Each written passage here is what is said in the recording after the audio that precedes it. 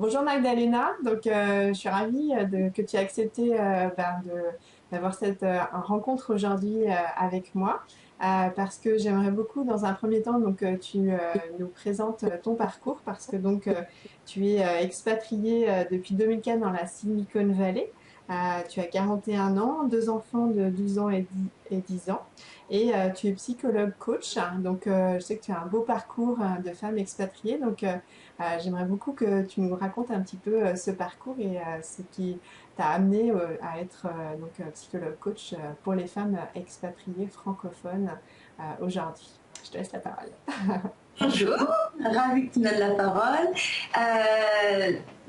Oui, je suis parisienne, née d'une famille sud-américaine. Donc déjà à la base, j'avais le côté multiculturel qui était très présent, parce qu'on a toujours les deux langues à la maison, donc il y avait l'espagnol et le français, et j'ai toujours été intéressée par ces différences culturelles, l'ouverture au monde, qu'est-ce qui se passe ailleurs, ça a toujours été très présent. J'ai fait des études de sociologie en parallèle à des études de psychologie, toujours justement dans cette vision de comprendre l'individu en intérieur et en interaction avec les autres. Voilà, après j'ai obtenu un diplôme de psychologie à l'école de médecine et j'ai travaillé au début plus avec les femmes enceintes pour les relations précoces mère-enfant, les désirs de grossesse, les difficultés de grossesse.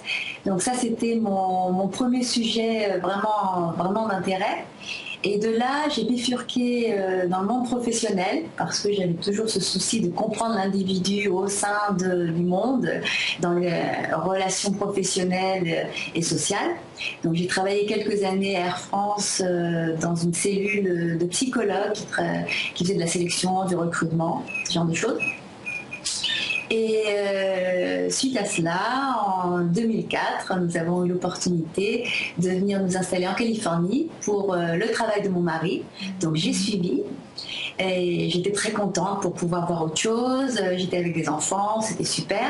Et je ne pouvais pas travailler au début. Donc ça m'a permis finalement de voir qu'est-ce que je veux faire. Si je ne peux pas travailler, quelles sont les autres possibilités qui s'offrent à moi. Et là, je me suis énormément investie dans la communauté francophone qui habite ici, qui est là. Et au bout de quelques années, j'ai eu enfin ma carte verte, j'ai pu travailler et c'est là où j'ai fait le lien avec finalement mon désir d'accompagner les personnes, de les aider et cette communauté française dans laquelle j'étais et je voyais pas mal d'épouses qui suivaient, qui se retrouvaient en difficulté, qui ne savaient plus très bien quoi faire. Donc voilà, depuis 2004, je travaille dans mon cabinet. D'accord. Et donc avec cette expérience et cette expertise maintenant que tu développes, est-ce que tu aurais, je dirais, trois principales problématiques que vivent les femmes expatriées qui suivent leur conjoint? Oui, il y a... Enfin, ça change un tout petit peu, mais c'est quand même la grande tendance, c'est quand même la femme qui suit le mari qui est à son poste. Et donc, elle est en charge de l'installation de la famille, elle est en charge d'aider les enfants, et même de soutenir son mari.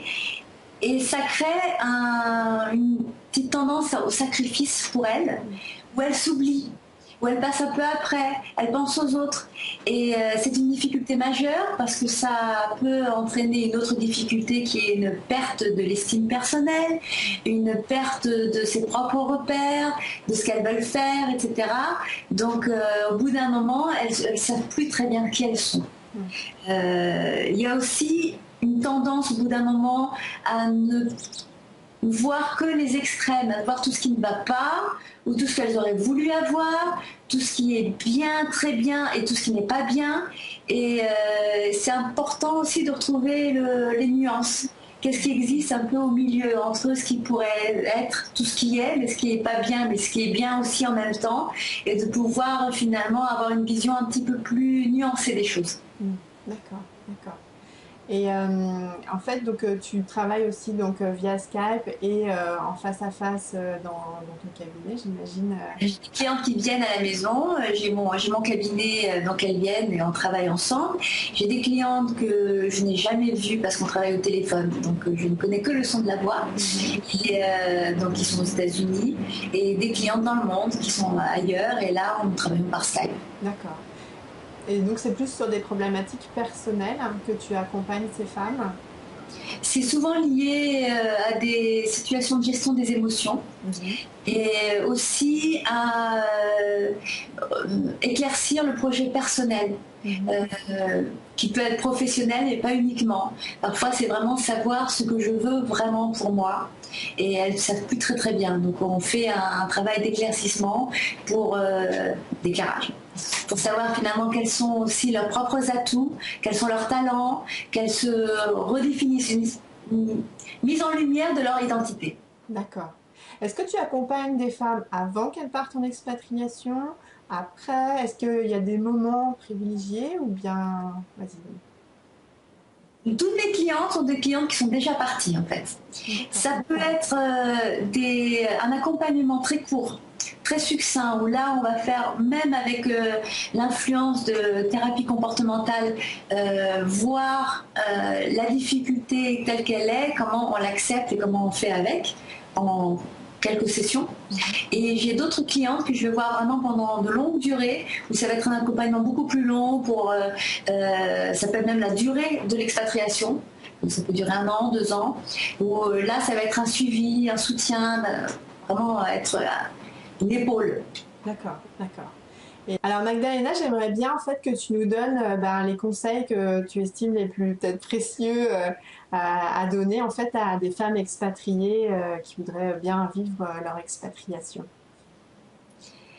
Alors il y a plusieurs conseils, mais 2 en priorité qui seraient vraiment, vraiment importants pour toute femme expatriée qui part.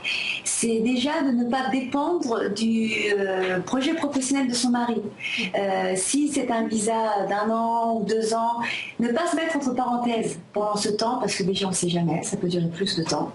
Et c'est important finalement pour la cliente de voir ce qu'on appelle le big picture. Qu'est-ce qui est pour elle son projet de vie. Et cette expatriation va rentrer là-dedans, dans ce cadre-là. Qu'est-ce qu'elle peut faire pour elle pendant ce temps-là, que ça dure 1 an, 2 ans ou plus, parce qu'on ne sait jamais. Donc ça, c'est vraiment important de ne pas attendre, bon, je recommencerai dans 2 ans quand je rentrerai. Se mettre entre parenthèses, c'est jamais quelque chose qui est très très très bénéfique pour son épanouissement. Et l'autre conseil, c'est de rester toujours connecté avec qui on est vraiment.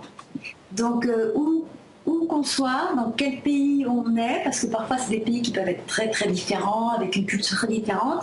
Il y a aussi des choses qui sont propres au niveau de ses valeurs personnelles. Et rester vraiment attaché avec ça pour ce qui nous anime, ce qui nous plaît, ce qu'on peut offrir. Parce que c'est à ce moment-là où on est beaucoup plus finalement en relation avec les autres et en conformité avec soi-même aussi. On est en accord avec soi. Donc on ne s'oublie pas. Rester soi-même en fait, c'est ça que tu dis. Ne pas vouloir forcément se changer pour... Trop s'adapter. S'adapter à un certain côté, mais rester toujours en accord avec ses valeurs. D'accord. Est-ce que tu en as d'autres? C'est intéressant justement toujours dans l'idée d'avoir un projet personnel, de réfléchir finalement qu'est-ce que je peux offrir aux autres qui soit aussi quelque chose qui me complète.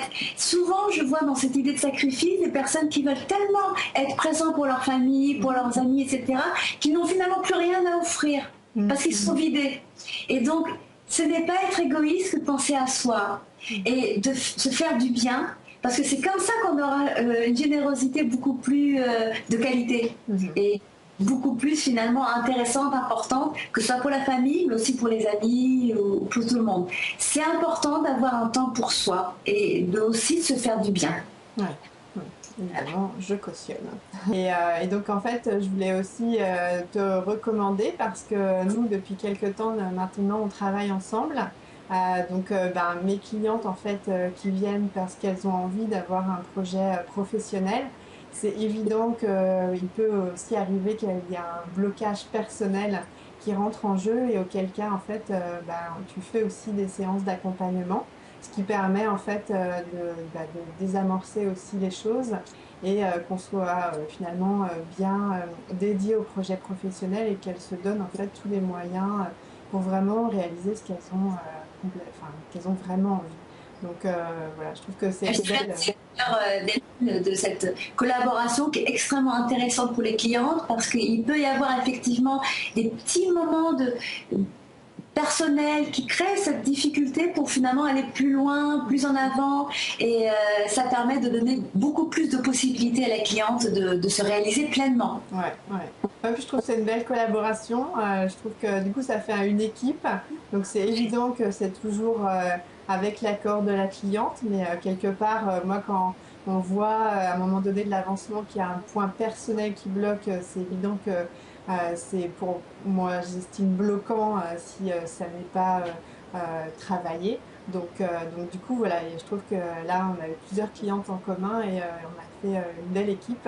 Donc voilà, je suis aussi ravie de pouvoir promouvoir tes services au-delà de notre C'est vraiment un travail très très très intéressant et puis finalement c'est vraiment pour le bénéfice de la cliente parce que toutes les difficultés, tous les problèmes peuvent tous être assimilés, intégrés, acceptés, travaillés.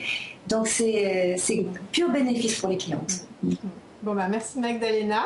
Et puis bah, j'espère que cette vidéo vous aura aidé. Donc si vous avez donc des problématiques personnelles, que vous avez des difficultés, bah, prenez contact avec Magdalena et sachez que ben, de toute façon, même si on travaille ensemble, il se pourrait aussi que vous ayez à rencontrer Magdalena lors de notre accompagnement. Je vous dis à bientôt. Au revoir.